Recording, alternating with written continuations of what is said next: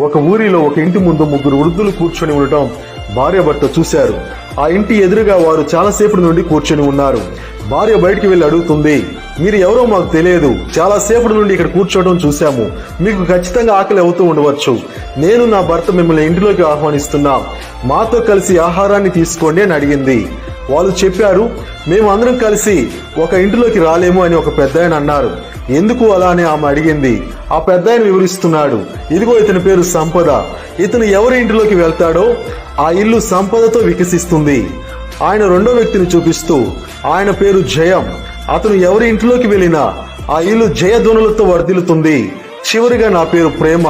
నేను ఏ ఇంటిలోకి వెళ్ళినా ఆ ఇల్లు ప్రేమ అనురాగాలతో ఆనందిస్తుంది అన్నాడు. ఆమె ఇంటిలోకి వెళ్లి తన భర్తతో ఎవరిని ఇంట్లోకి ఆహ్వానిద్దామని సంతోషంతో అడుగుతుంది.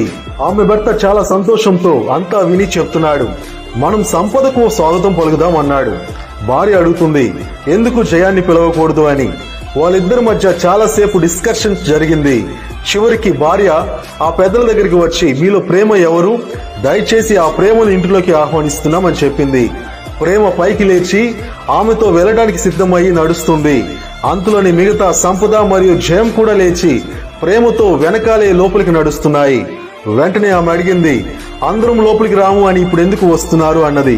ప్రేమ చెప్తుంది, మీరు సంపద లేదా జయాన్ని కోరితే ఇద్దరు బయట ఉండాల్సిందే, కానీ మీరు ప్రేమను పిలిచారు, ప్రేమతో పాటే ఎక్కడికైనా సంపద మరియు జయం కూడా ఇంట్లోకి వస్తాయి అన్నాడు.